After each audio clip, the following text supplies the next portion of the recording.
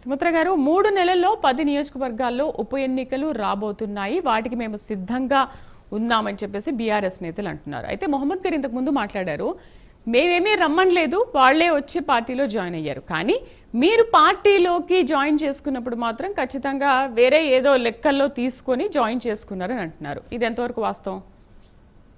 ముందు ప్యానెల్లో అందరికి కూడా నమస్తే, జై తెలంగాణ. మహమ్మద్ గారు మరి ఏ మాట చెప్పారు ఎన్నికలకు ముందు?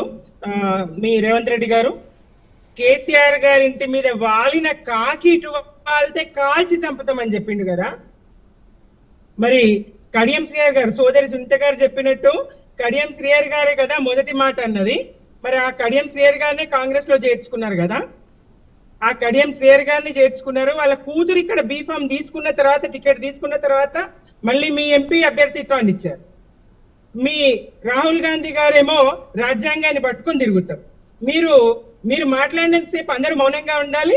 మీరు పక్కవారు మాట్లాడుతూ ఉంటే ఎట్లా డిస్టర్బ్ చేస్తారు? ఇప్పుడు ఖచ్చితంగా 3 నెలల్లో ఎన్నికలు రావాలి. నిజాయితీగా కాంగ్రెస్ కు చిత్తశుద్ధి ఉంటే ఉండదు. మీరు పదే ఫార్మ్ హౌస్ ముఖ్యమంత్రి అంటున్నారు. ఇది సమంజసం కాదు. మీ ఎక్స్ ఖాతాలో మీరు పోస్ట్ చేసి ఓటింగ్, మీకు ఫామ్ హౌస్ ముఖ్యమంత్రి కావన్నా ప్రజాపాలన కావన్నా అని అడిగితే మూతోడు జవాబు చెప్పలేరా నెటిజన్లు? మాకు ఫామ్ హౌస్ ముఖ్యమంత్రి కావాలన్నారు. మీరు ఫామ్ హౌస్ అని బద్నాం చేద్దాం అనుకుంటే కాదు. ప్రజలు స్వాగతించిన వ్యవసాయం చేయడం తప్పు కాదు, ఫామ్ హౌస్ తప్పు కాదు. రౌడీయిజం చేయడం తప్పు, గూండాయిజం చేయడం తప్పు. ఏం చెప్పారండి రేవంత్ రెడ్డి గారు? మీరు రాజకీయాల్లోకి రాకపోతే, సీఎం కాకపోతే ఏమయ్యేవారంటే రౌడీని అయ్యేవారని చెప్పింది. అది ఆ రౌడీ ముఖ్యమంత్రి కావాలా? మరి ఓటుకు నోటు రెడ్ హ్యాండెడ్ గా ప్రజలకు దొరికినటువంటి అతను మరి ఆయన ఆ రోజు రాజ్యాంగాన్ని కాపాడేవాడు. ఇవాళ మీరు ఇట్లా ఇంత మందిని 10 మందిని మేము కోర్టుకి వెళ్ళాము, అప్పుడు మేము చేర్చుకున్నాం నిజమే, కానీ రాజ్యాంగానికి లోబడే కదా మేము చేర్చుకున్నది. మరి ఇప్పుడు ఆ ప్రయత్నం చేయండి. మీరు మీ వల్ల అవుతుందేమో చూడండి. మీకు ప్రజల్లోకి వచ్చే దమ్ము ధైర్యం ఉన్నదా? ఈ స్థానిక సంస్థలకి ఎన్నికలకు పోవడానికే మీరు సిద్ధంగా లేరు.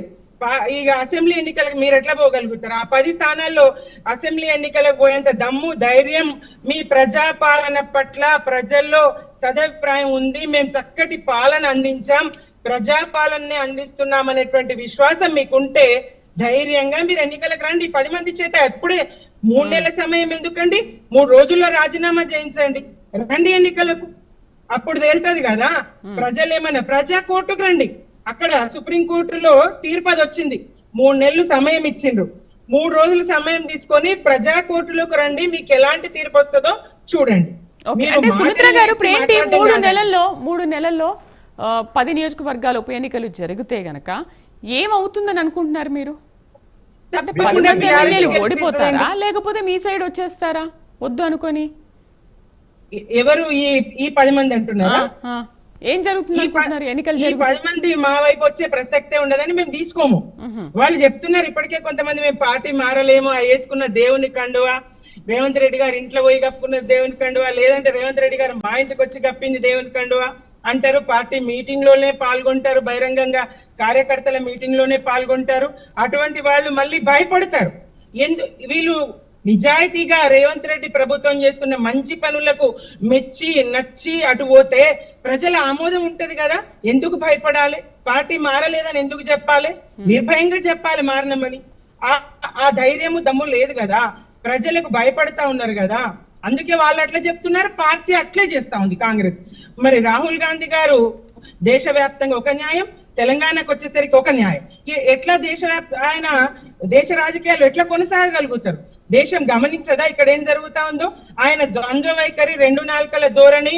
వాళ్ళు పాలిత రాష్ట్రాల్లో, కాంగ్రెస్ పాలిత రాష్ట్రాల్లో ఒక న్యాయం ఉంటది, దేశమంతా ఒక న్యాయం ఉండాలనేటువంటి ఆలోచనను మరి స్వీకరిస్తారా, స్వాగతిస్తారా?